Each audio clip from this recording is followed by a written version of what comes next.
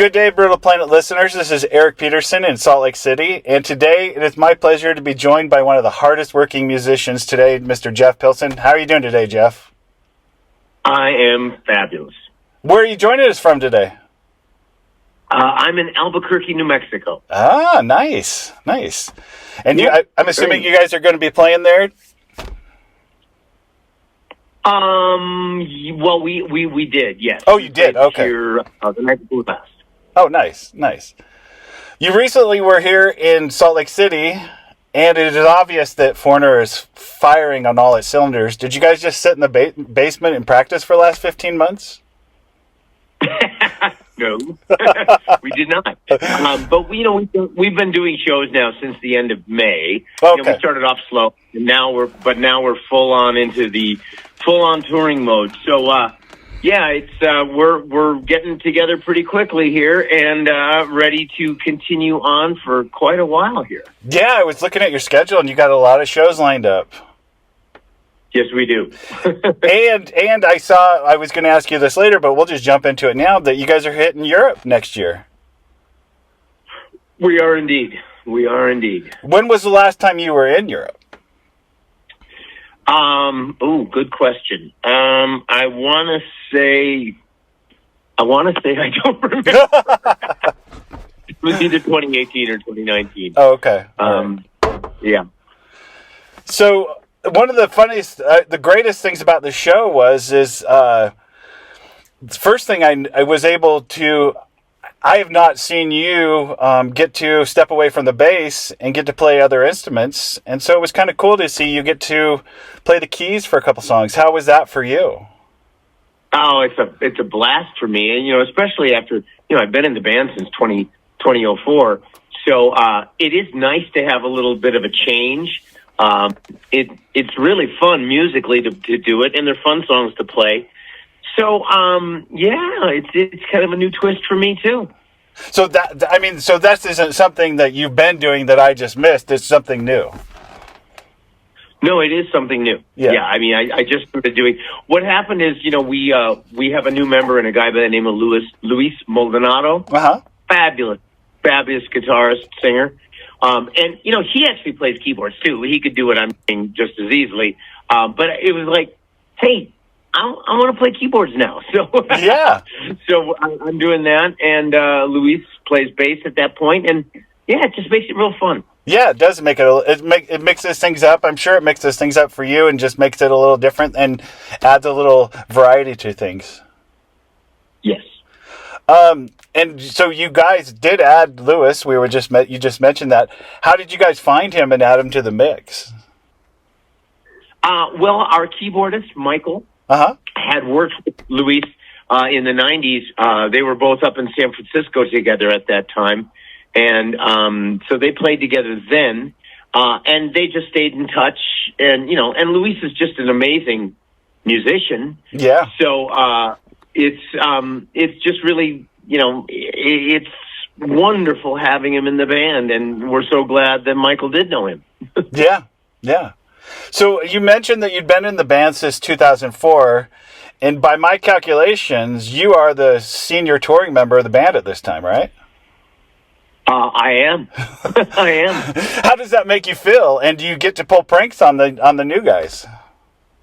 Oh, I pull pranks all the time. I am the king of pranks. Nice.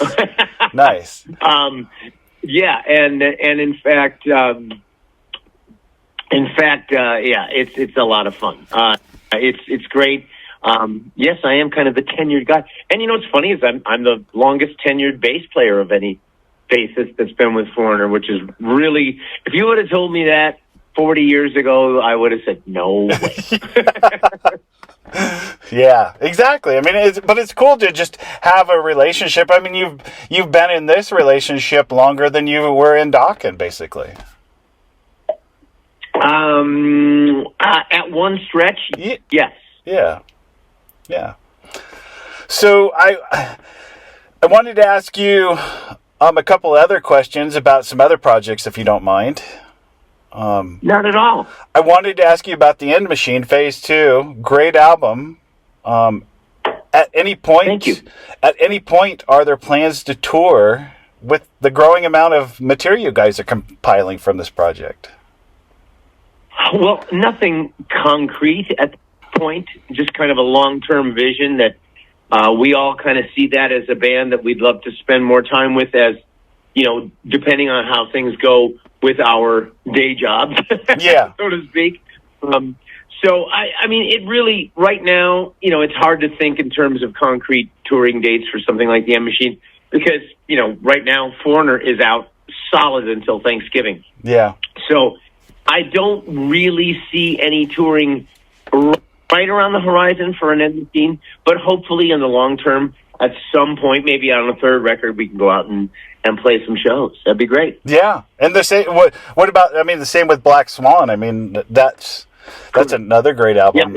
Yeah, exact same situation there. And thank you again. But basically we're gonna we're gonna come out with a second record with Black Swan next year. I'm actually we're finishing recording it now. So and that'll be out sometime probably early next year. And the same thing. Hard to plan tour dates.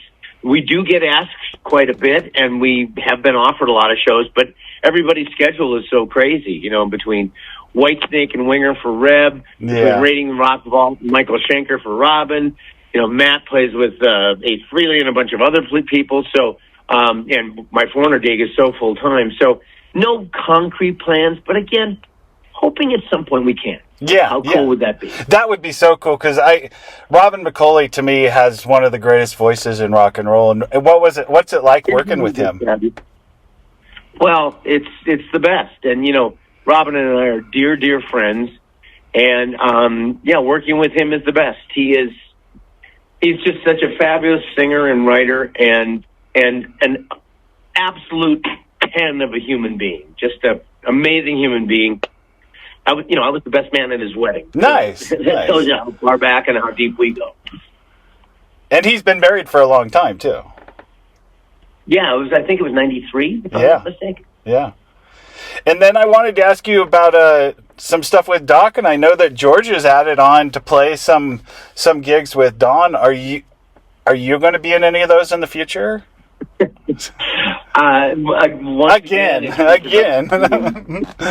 Yeah, I can't be in two places at once. Yeah. So no, but you never know. Who knows with Doc? And at some point, I know we talk, and I know I think we'd all love to do a final record at some point. But right now, Don's got his version of the band, and he's committed to a record label to do, his version of Doc. And so, we're not really thinking about it right now. But it's great that George and Don are doing some shows, and it's kind of cool. And we'll see what happens. Yeah. So lastly, I wanted to ask you, because it's one of my favorite parts of your successful career, is you were in the band that supported Mark Wahlberg in Rockstar. Everybody knows that.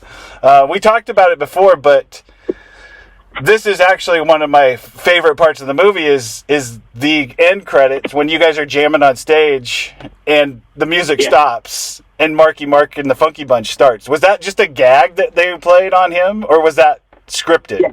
And that's exactly what that was. Absolutely, the gag. And I'm glad I made it to the little bloop reel at the end there. It's great. It's just so hilarious. It's so hilarious. It makes the movie worth, sitting through the credits. I love that part. So. Yeah, because it is nice when you realize people shouldn't and don't take themselves as seriously as people might think.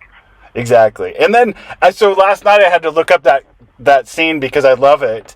And then I realized I didn't know this, but there's a scene in the movie, and I didn't realize that Miles Kennedy was in that movie. Right. Yeah, he was somewhat of an unknown at that point. Yeah, what a great guy he is, and what a great voice he has. Yeah. Those little moments are kind of fun. It makes a good trivia question at party. It does. How did they find him? Well, he was in a band. What was they called? Mayfield 4, Mayfield something. Anyway, whatever. And their manager, I suppose, got him to audition for the movie, and they were looking for somebody that looked like they could be an up-and-coming rock star that could sing high.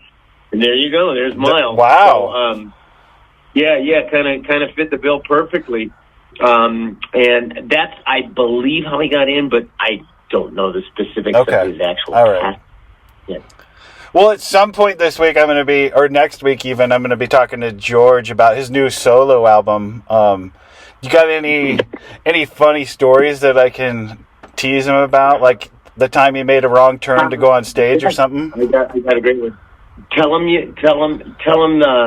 Have you gotten any interviews from that guy from Kerrang that called you in the summer of 1983? Because this is great. When I first joined the band, I am a bit of a prankster. Yeah. So when I first joined the band, I called up George one day, and again, this is kind of early days, but I called him. And when he got on the phone, and a lot of times my pranks just happen spontaneously. So when he got on the phone, I said, hello, George. This is, Adam Dershowitz or whatever I used for a name. I'm calling from Kerrang magazine in London. Can we do an interview right now? And he's like, oh, really? Okay, yeah, sure. And I proceeded for about the next half an hour doing an interview with him as if I was a journalist from London, and he fell for it, hook, line, and sinker. I called him back a few minutes afterwards. I was like, hey, and then I talked in my normal voice. I was, hey, George, how you doing? He goes, hey, man, this is great. Wow, you wouldn't believe it. I just did this interview with this guy in London, blah, blah. And I go, oh, does he kind of talk like this? And he goes, yeah, he sounded exactly like that. Oh. Oh, that's a great one. Oh, my God. I can't wait to ask him about that. So that'll be great. Well, Jeff, I appreciate your time, and it was good seeing you. And maybe I'll forward on a couple of the pictures I got for you. So, because I was happy with them. So. Great, man. Well, thank you, Eric. I really appreciate that. Yeah, and enjoy the road. Yeah, I will. And good luck and everything. And we'll talk again soon. Sounds good. Thank you. Thank you. Bye. Bye-bye.